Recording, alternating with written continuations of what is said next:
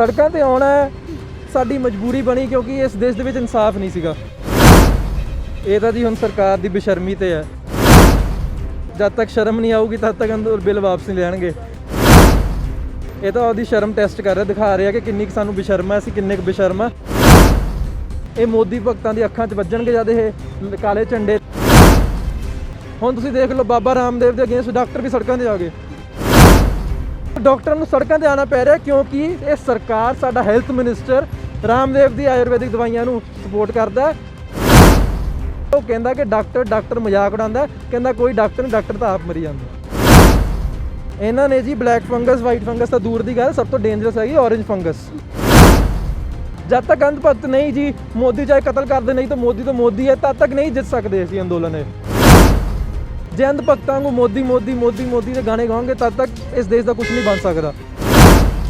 ਬਿਲਕੁਲ ਜੀ, ਹੁਣ ਤਾਂ ਇਹ ਬੀਜੇਪੀ ਦੀ ਸਮਝ ਲਓ ਸਫਾਈ ਸ਼ੁਰੂ ਹੋ ਗਈ ਆ ਕਿ ਪ੍ਰਾਈਮ ਮਿਨਿਸਟਰ ਮੋਦੀ ਨੇ ਪਿਛਲੇ 7 ਸਾਲਾਂ ਦੇ ਵਿੱਚ ਹਰ ਜਗ੍ਹਾ ਧੱਕਾ ਕੀਤਾ। ਨੋਟਬੰਦੀ, GST ਜਾਂ ਜੋ ਵੀ ਇਹਦੇ ਹਰੇਕ ਕਾਨੂੰਨ ਹੀ ਕਾਲੇ ਸੀਗੇ।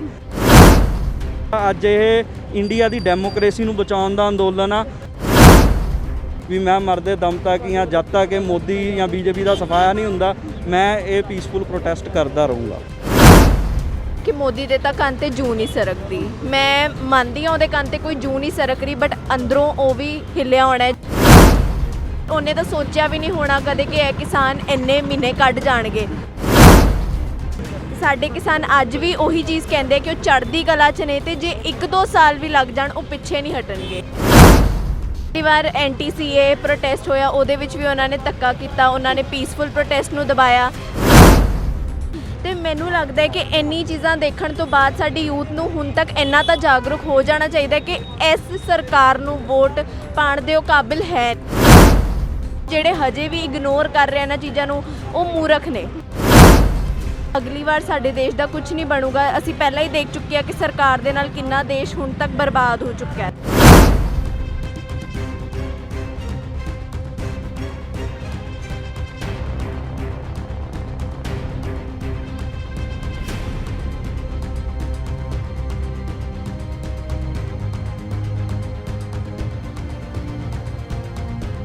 ਸਤਿ ਸ਼੍ਰੀ ਅਕਾਲ, ਤੁਸੀਂ ਵੇਖ ਰਹੇ ਹੋ ਦ ਸਿਟੀ ਹੈਡਲਾਈਨਸ ਤੇ ਮੈਂ ਕਲਪਨਾ ਤੁਹਾਡਾ ਸਾਰਿਆਂ ਦਾ ਸਵਾਗਤ ਕਰਦੀ ਹਾਂ।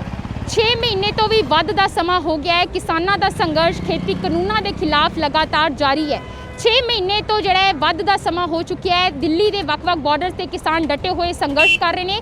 ਉੱਥੇ ਹੀ ਦੂਜੇ ਪਾਸੇ ਬਾਰ-ਬਾਰ ਗੱਲ ਹੋ ਰਹੀ ਸੀ ਕਿ ਕਿਸਾਨ ਅੰਦੋਲਨ ਹੁਣ ਸਿਰਫ ਕਿਸਾਨੀ ਅੰਦੋਲਨ ਨਹੀਂ ਰਿਹਾ, ਜਨ ਅੰਦੋਲਨ ਬਣ ਚੁੱਕਿਆ ਹੈ। ਜੋ ਕਿਸਾਨ ਸਮਰਥਕ ਨੇ, ਕਿਸਾਨ ਜਥੇਬੰਦੀਆਂ ਨੇ, ਦਿੱਲੀ ਦੇ ਇਲਾਵਾ ਜੋ ਦਿੱਲੀ ਦੇ ਵੱਖ-ਵੱਖ ਬਾਰਡਰਸ ਤੇ ਨਹੀਂ ਵੀ ਪੁੱਜ ਰਹੀਆਂ ਨੇ, ਉਹ ਜਿੱਥੇ ਵੀ ਮੌਜੂਦ ਨੇ। ਬਿਲਕੁਲ ਇਹ ਜੋ ਤਸਵੀਰਾਂ ਤੁਹਾਨੂੰ ਦਿਖਾਵਾਂਗੇ ਕਿਸ ਤਰੀਕੇ ਨਾਲ ਜਿਹੜਾ ਲੁਧਿਆਣਾ ਦੇ ਆਰਤੀ ਚੌਂਕ ਤੇ ਮੈਂ ਮੌਜੂਦ ਆ, ਤੇ ਇੱਥੇ ਕਿਸ ਤਰੀਕੇ ਨਾਲ ਕਿਸਾਨ ਸਮਰਥਕ ਜੋ ਲਗਾਤਾਰ ਕਿਸਾਨਾਂ ਦੇ ਸੰਘਰਸ਼ ਦੇ ਵਿੱਚ ਉਹਨਾਂ ਦੇ ਨਾਲ ਨਜ਼ਰ ਆ ਰਹੇ ਨੇ, ਉਹਨਾਂ ਦੇ ਹੱਕ ਦੇ ਵਿੱਚ ਨਜ਼ਰ ਆ ਰਹੇ ਨੇ। ਤਾਂ ਇੱਕ ਵਾਰੀ ਫਿਰ ਜਿਹੜੇ ਸੜਕਾਂ ਤੇ ਉਤਰਨ ਨੂੰ ਮਜਬੂਰ ਨੇ, ਉਹਨਾਂ ਵੱਲੋਂ ਇੱਕੋ ਗੱਲ ਕਹੀ ਜਾ ਰਹੀ ਹੈ। ਜਿਸ ਤਰੀਕੇ ਨਾਲ ਦਿੱਲੀ ਦੇ ਵੱਖ-ਵੱਖ ਬਾਰਡਰਸ ਤੇ ਬੈਠੇ ਹੋਏ ਕਿਸਾਨਾਂ ਦੇ ਹੌਸਲੇ, ਜੋਸ਼, ਜਨੂਨ, ਜਜ਼ਬੇ ਨਾਲ ਭਰਪੂਰ ਨਜ਼ਰ ਆ ਰਹੇ ਨੇ, ਉਹਨਾਂ ਵੱਲੋਂ ਇੱਕੋ ਹੀ ਗੱਲ ਕਹੀ ਜਾ ਰਹੀ ਹੈ ਕਿ ਜਦ ਤੱਕ ਉਹ ਖੇਤੀ ਕਾਨੂੰਨ ਰੱਦ ਨਹੀਂ ਕੀਤੇ ਜਾਂਦੇ ਅਸੀਂ ਵਾਪਸ ਨਹੀਂ ਮੁੜਾਂਗੇ। ਇਹਨਾਂ ਦਾ ਵੀ ਇੱਕੋ ਹੀ ਨਾਰਾ ਹੈ। ਬਿਲਕੁਲ ਅਸੀਂ ਇਹਨਾਂ ਨਾਲ ਗੱਲਬਾਤ ਵੀ ਕਰਾਂਗੇ। ਸਰ, ਤੁਸੀਂ ਸ਼ੁਰੂਆਤ ਤੋਂ ਹੀ ਕਿਸਾਨਾਂ ਦੇ ਇਸ ਸੰਘਰਸ਼ ਦੇ ਵਿੱਚ ਉਹਨਾਂ ਦੇ ਨਾਲ ਉਹ 6 ਮਹੀਨੇ ਤੋਂ ਵੀ ਵੱਧ ਦਾ ਸਮਾਂ ਹੋ ਗਿਆ ਹੈ। ਫਿਲਹਾਲ ਜਿਹੜਾ ਹੈ ਕੁਝ ਖਾਸ ਜਿਹੜਾ ਦੇਖਣ ਨੂੰ ਨਹੀਂ ਮਿਲ ਰਿਹਾ। ਪਤਾ ਨਹੀਂ ਲੱਗ ਰਿਹਾ ਕਿ ਕਦੋਂ ਇਹ ਜਿਹੜਾ ਸੰਘਰਸ਼ ਖਤਮ ਹੋਏਗਾ, ਕਦੋਂ ਸਾਡੇ ਜੋ ਕਿਸਾਨ ਵੀਰ ਦਿੱਲੀ ਦੇ ਵੱਖ-ਵੱਖ ਬਾਰਡਰਸ ਤੇ ਬੈਠੇ ਹੋਏ ਨੇ ਆਪਣੇ ਘਰ-ਬਾਰ ਛੱਡ ਕੇ, ਉਹ ਕਦ ਜਿਹੜੇ ਆਪਣੇ ਘਰਾਂ ਨੂੰ ਵਾਪਸ ਮੁੜਨਗੇ। ਕਿਸ ਤਰੀਕੇ ਨਾਲ ਵੇਖਦੇ ਹੋ ਹਲੇ ਇਹ ਸੰਘਰਸ਼ ਹੋਰ ਕਿੰਨਾ ਲੰਬਾ ਜਾਏਗਾ? ਇਹ ਤਾਂ ਜੀ ਹੁਣ ਸਰਕਾਰ ਦੀ ਬੇਸ਼ਰਮੀ ਤੇ ਹੈ। ਜਦ ਤੱਕ ਸ਼ਰਮ ਨਹੀਂ ਆਊਗੀ ਤਦ ਤੱਕ ਅੰਦਰ ਬਿੱਲ ਵਾਪਸ ਨਹੀਂ ਲੈਣਗੇ। ਇਹ ਤਾਂ ਉਹਦੀ ਸ਼ਰਮ ਟੈਸਟ ਕਰ ਰਿਹਾ, ਦਿਖਾ ਰਿਹਾ ਕਿ ਕਿੰਨੀ ਕੁ ਸਾਨੂੰ ਬੇਸ਼ਰਮ ਹੈ, ਅਸੀਂ ਕਿੰਨੇ ਕੁ ਬੇਸ਼ਰਮ ਆ। ਕਦ ਤੱਕ ਤੜਪਾਉਣਾ ਇਹਨਾਂ ਨੂੰ, ਬਜ਼ੁਰਗਾਂ ਨੂੰ, ਦੇਸ਼ ਦੇ ਅੰਨਦਾਤੇ ਨੂੰ, ਤੇ ਇਸ ਲਈ ਉਹ ਬੈਠੇ ਆ ਜੀ।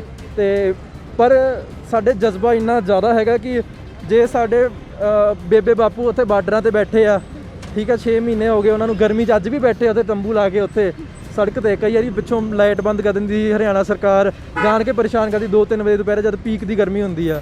ਅਸੀਂ ਉਹਨਾਂ ਦਾ ਹਮਦਰਦ ਬਣ ਕੇ ਅਸੀਂ ਆ ਸੜਕਾਂ ਤੇ ਆਏ ਆ, ਅਸੀਂ ਆਉਂਦੇ ਰਵਾਂਗੇ।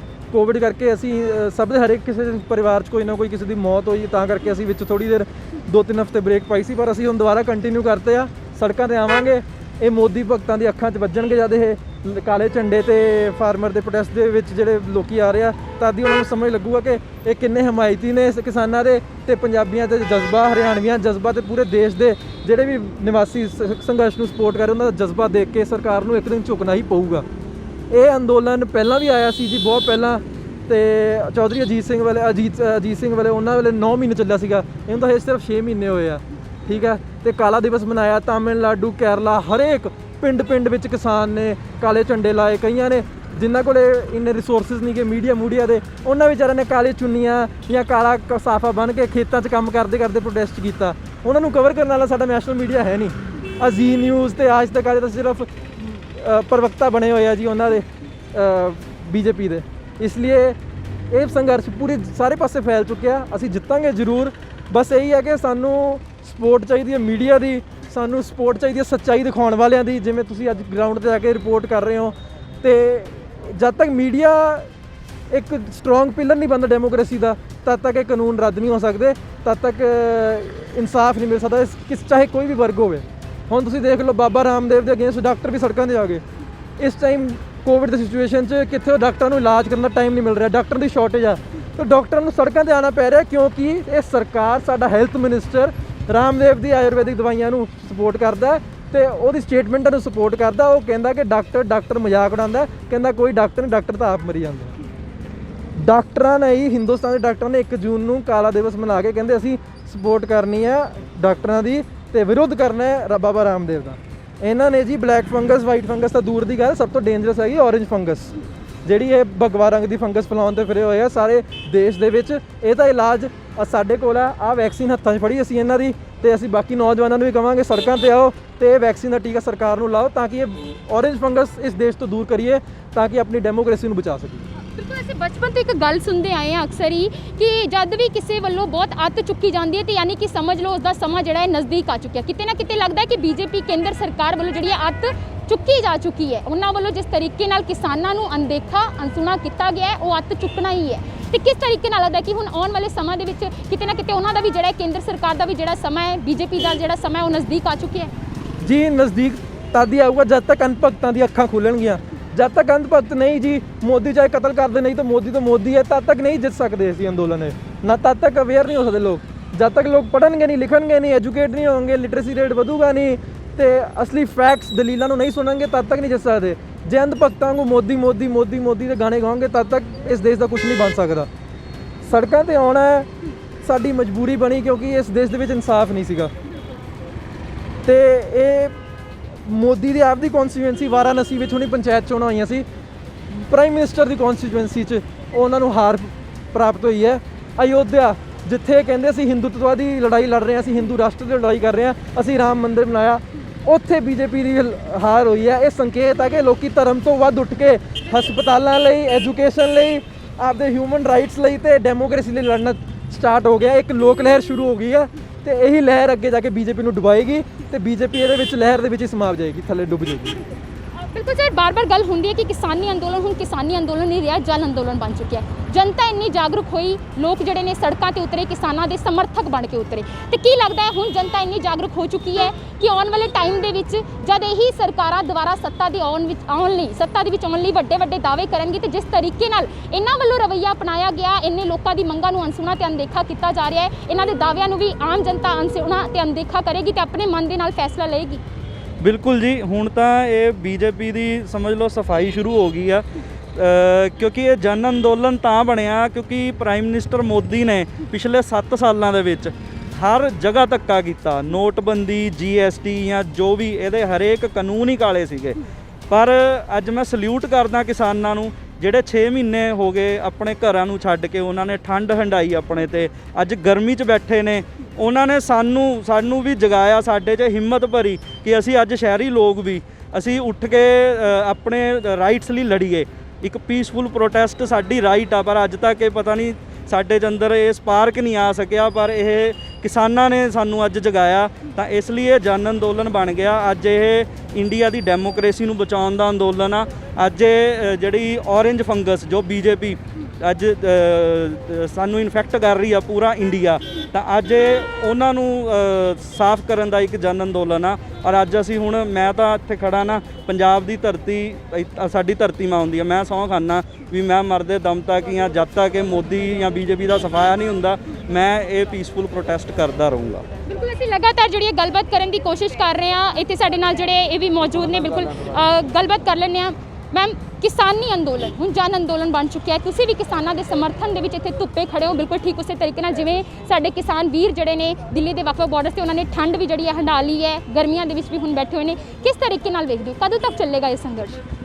ਦੇਖੋ, ਕਈ ਕਹਿੰਦੇ ਆ, ਲੋਕ ਜਿਹੜੇ ਕਹਿੰਦੇ ਆ ਉਹ ਕਹਿੰਦੇ ਆ ਕਿ ਮੋਦੀ ਦੇ ਤਾਂ ਕੰਨ ਤੇ ਜੂੰ ਨਹੀਂ ਸਰਕਦੀ। ਮੈਂ ਮੰਨਦੀ ਹਾਂ ਉਹਦੇ ਕੰਨ ਤੇ ਕੋਈ ਜੂੰ ਨਹੀਂ ਸਰਕ ਰਹੀ, ਬਟ ਅੰਦਰੋਂ ਉਹ ਵੀ ਹਿੱਲਿਆ ਹੋਣਾ ਹੈ। ਜੋ ਇੰਨੇ 6 ਮਹੀਨੇ ਹੋ ਗਏ ਪੀਸਫੁਲ ਪ੍ਰੋਟੈਸਟ, ਉਹਨੇ ਤਾਂ ਸੋਚਿਆ ਵੀ ਨਹੀਂ ਹੋਣਾ ਕਦੇ ਕਿ ਇਹ ਕਿਸਾਨ ਇੰਨੇ ਮਹੀਨੇ ਕੱਢ ਜਾਣਗੇ। ਸਾਡੇ ਕਿਸਾਨ ਅੱਜ ਵੀ ਉਹੀ ਚੀਜ਼ ਕਹਿੰਦੇ ਆ ਕਿ ਉਹ ਚੜ੍ਹਦੀ ਕਲਾ 'ਚ ਨੇ, ਤੇ ਜੇ 1-2 ਸਾਲ ਵੀ ਲੱਗ ਜਾਣ ਉਹ ਪਿੱਛੇ ਨਹੀਂ ਹਟਣਗੇ। ਅਸੀਂ ਕਰੋਨਾ ਕਰਕੇ ਥੋੜ੍ਹਾ ਆਪਣੇ ਮੋਰਚੇ ਨੂੰ ਪੌਜ਼ ਕੀਤਾ ਸੀ, ਬਟ ਹੁਣ ਅਸੀਂ ਵੀ ਪੂਰੇ ਡਟ ਕੇ ਖੜੇ ਆ ਉਹਨਾਂ ਨਾਲ। ਅਸੀਂ ਸ਼ੋਅ ਕਰਨਾ ਚਾਹੁੰਦੇ ਆ ਕਿ ਜੇ ਸਾਡੇ ਕਿਸਾਨ ਉੱਥੇ ਬੈਠੇ ਆ ਤੇ ਅਸੀਂ ਵੀ ਇੱਥੇ ਖੜੇ ਆ ਉਹਨਾਂ ਨਾਲ। ਜੇ ਆਪਾਂ ਉੱਧਰ ਨਹੀਂ ਜਾ ਸਕਦੇ ਤਾਂ ਆਪਾਂ ਇੱਥੇ ਰੋਜ਼ ਹਫਤੇ 'ਚ ਇੱਕ ਵਾਰ ਆ ਕੇ ਆਪਣੀ ਸੋਲੀਡੈਰਿਟੀ ਦਿਖਾ ਸਕਦੇ ਹਾਂ। ਅੱਜ ਦਾ ਯੂਥ ਜਿਹੜਾ ਹੈ ਇੰਨਾ ਅਵੇਅਰ ਹੋ ਚੁੱਕਿਆ ਹੈ, ਕਿਸਾਨਾਂ ਦੇ ਸਮਰਥਨ ਦੇ ਵਿੱਚ ਤੁਸੀਂ ਨਜ਼ਰ ਆ ਰਹੇ ਹੋ। ਲੱਖਾਂ ਦੀ ਗਿਣਤੀ ਵਿੱਚ, ਉਸ ਤੋਂ ਵੀ ਜ਼ਿਆਦਾ ਕਰੋੜਾਂ ਦੀ ਤਾਦਾਦ ਦੇ ਵਿੱਚ ਜਿਹੜੇ ਨੇ ਲੋਕ ਕਿਸਾਨਾਂ ਦੇ ਸਮਰਥਨ ਦੇ ਵਿੱਚ। ਕੀ ਲੱਗਦਾ ਹੈ ਕਿ ਹੁਣ ਆਉਣ ਵਾਲੇ ਟਾਈਮ ਦੇ ਵਿੱਚ ਇਹੀ ਯੂਥ ਆਪਣੀ ਜਿਹੜੀ ਵੋਟ ਦੀ ਸ਼ਕਤੀ ਹੈ, ਵੋਟ ਦੀ ਪਾਵਰ ਹੈ, ਉਸ ਦਾ ਇਸਤੇਮਾਲ ਕਰੇਗਾ, ਸਹੀ ਫੈਸਲਾ ਲੈ ਪਾਵੇਗਾ? ਜਿਸ ਤਰੀਕੇ ਨਾਲ ਜਿਹੜੇ ਬੀਜੇਪੀ ਸਰਕਾਰ ਵੱਲੋਂ, ਕੇਂਦਰ ਸਰਕਾਰ ਵੱਲੋਂ ਇੰਨਾ ਅਣਦੇਖਾ ਅਣਸੁਣਾ ਰਵੱਈਆ ਅਪਣਾਇਆ ਗਿਆ ਹੈ, ਤੇ ਉਹੀ ਉਸ ਦਾ ਜਵਾਬ ਉਸੇ ਤਰੀਕੇ ਨਾਲ ਦੇਵੇਗਾ ਜਦ ਉਹ ਜਿਹੜੇ ਨੇ ਸੱਤਾ ਦੇ ਵਿੱਚ ਦੁਬਾਰਾ ਆਉਣ ਲਈ ਵੱਡੇ ਵੱਡੇ ਦਾਅਵੇ ਕਰਨਗੇ ਕਿ ਅਸੀਂ ਇਹ ਕਰਾਂਗੇ, ਉਹ ਕਰਾਂਗੇ। ਤੇ ਉਸ ਟਾਈਮ ਜਨਤਾ ਜਿਹੜੀ ਹੈ ਆਪਣੇ ਦਿਮਾਗ ਨਾਲ ਕੰਮ ਲਏਗੀ, ਸੋਚ ਸ਼ਕਤੀ ਨਾਲ ਕੰਮ ਲੈਂਦੇ ਹੋਏ ਫੈਸਲਾ ਲਏਗੀ। ਮੈਨੂੰ ਇੱਦਾਂ ਲੱਗਦਾ ਕਿ ਜਿੰਨੀ ਆਪਾਂ ਨਿਊਜ਼ ਸੁਣ ਚੁੱਕੇ ਹਾਂ ਕਿ ਜੋ ਸਾਡੀ ਸਰਕਾਰ ਹੁਣ ਕਰ ਰਹੀ ਹੈ, ਜੋ ਆਪਾਂ ਦੇਖਿਆ ਹੈ ਕਿ ਨੋਟਬੰਦੀ ਤੋਂ ਲੈ ਕੇ ਹੁਣ ਤੱਕ ਜਿੰਨੇ ਵੀ ਪਿਛਲੀ ਵਾਰ NTCA ਪ੍ਰੋਟੈਸਟ ਹੋਇਆ, ਉਹਦੇ ਵਿੱਚ ਵੀ ਉਹਨਾਂ ਨੇ ਧੱਕਾ ਕੀਤਾ, ਉਹਨਾਂ ਨੇ ਪੀਸਫੁਲ ਪ੍ਰੋਟੈਸਟ ਨੂੰ ਦਬਾਇਆ। ਤੇ ਮੈਨੂੰ ਲੱਗਦਾ ਹੈ ਕਿ ਇੰਨੀ ਚੀਜ਼ਾਂ ਦੇਖਣ ਤੋਂ ਬਾਅਦ ਸਾਡੀ ਯੂਥ ਨੂੰ ਹੁਣ ਤੱਕ ਇੰਨਾ ਤਾਂ ਜਾਗਰੂਕ ਹੋ ਜਾਣਾ ਚਾਹੀਦਾ ਕਿ ਇਸ ਸਰਕਾਰ ਨੂੰ ਵੋਟ ਪਾਉਣ ਦੇ ਉਹ ਕਾਬਿਲ ਹੈ ਨਹੀਂ। ਪਹਿਲੀ ਗੱਲ, ਉਹ ਸਾਡੀ ਯੂਥ ਨੂੰ ਇੰਨਾ ਅਵੇਅਰ ਹੋ ਜਾਣਾ ਚਾਹੀਦਾ ਹੈ ਕਿ ਸਾਡੀ ਸਰਕਾਰ ਕੀ ਕਰ ਰਹੀ ਹੈ, ਤੇ ਜਿਹੜੇ ਹਜੇ ਵੀ ਇਗਨੋਰ ਕਰ ਰਹੇ ਇਹਨਾਂ ਚੀਜ਼ਾਂ ਨੂੰ, ਉਹ ਮੂਰਖ ਨੇ। ਜੇ ਆਪਣੀ ਮੂਰਖਤਾ ਨਾਲ ਉਹ ਇਸ ਵਾਰ ਜਿੱਤ ਵੀ ਜਾਣਗੇ ਤਾਂ ਅਗਲੀ ਵਾਰ ਸਾਡੇ ਦੇਸ਼ ਦਾ ਕੁਝ ਨਹੀਂ ਬਣੂਗਾ। ਅਸੀਂ ਪਹਿਲਾਂ ਹੀ ਦੇਖ ਚੁੱਕੇ ਹਾਂ ਕਿ ਸਰਕਾਰ ਦੇ ਨਾਲ ਕਿੰਨਾ ਦੇਸ਼ ਹੁਣ ਤੱਕ ਬਰਬਾਦ ਹੋ ਚੁੱਕਾ ਹੈ, ਤੇ ਆਉਣ ਵਾਲੇ ਟਾਈਮ 'ਚ ਵੀ ਇਹੀ ਹੋਏਗਾ। ਬਿਲਕੁਲ, ਇੱਕ ਵਾਰੀ ਇਸ ਪੋਸਟਰ ਤੇ ਜ਼ਰੂਰ ਜਿਹੜਾ ਹੈ ਤੁਸੀਂ ਨਜ਼ਰ ਮਾਰ ਲਓ, ਜ਼ਬਰ ਦਾ ਮੁਕਾਬਲਾ ਸਬਰ ਨਾਲ। ਬਿਲਕੁਲ ਇਸੇ ਚੀਜ਼ ਦੀ ਜਿਹੜਾ ਕਿਸਾਨੀ ਅੰਦੋਲਨ ਗਵਾਹੀ ਭਰ ਰਿਹਾ। 6 ਮਹੀਨੇ ਤੋਂ ਵੱਧ ਦਾ ਸਮਾਂ ਹੋ ਗਿਆ। ਉਹ ਸਬਰ ਹੀ ਹੈ ਜਿਹੜਾ ਕਿਸਾਨ ਜਥੇਬੰਦੀ, ਕਿਸਾਨ ਵੀਰ, ਕਿਸਾਨ ਸਮਰਥਕ, ਹਰ ਕੋਈ ਜਿਹੜਾ ਉੱਥੇ ਡਟਿਆ ਹੋਇਆ, ਉੱਥੋਂ ਨਹੀਂ ਹਿਲਿਆ। ਬਿਲਕੁਲ ਬਾਰ-ਬਾਰ ਗੱਲ ਕਰ ਰਹੀ ਹਾਂ ਕਿ ਜ਼ਬਰ ਦਾ ਮੁਕਾਬਲਾ ਸਬਰ ਨਾਲ, ਤੇ ਉਹ ਸਬਰ ਹੈ ਜਿਹੜਾ ਕਿਸਾਨ ਜਥੇਬੰਦੀਆਂ ਦਾ ਉੱਥੇ ਦੇਖਣ ਨੂੰ ਮਿਲ ਰਿਹਾ ਹੈ। ਉਸ ਤੋਂ ਇਲਾਵਾ ਜਿਹੜੇ ਜੋ ਕਿਸਾਨ ਸਮਰਥਕ ਨੇ ਪੂਰੇ ਜਿਹੜੇ ਦੇਸ਼ ਭਰ ਦੇ ਵਿੱਚ, ਉਹ ਇਸੇ ਤਰੀਕੇ ਨਾਲ ਜਿਹੜੇ ਜੋ ਦਿੱਲੀ ਨਹੀਂ ਵੀ ਪਹੁੰਚ ਪਾਉਂਦੇ, ਉਹ ਇਸ ਤਰੀਕੇ ਨਾਲ ਕਿਸਾਨਾਂ ਦੇ ਜਿਹੜੇ ਸਮਰਥਨ ਦੇ ਵਿੱਚ ਨਜ਼ਰ ਆਉਂਦੇ ਨੇ।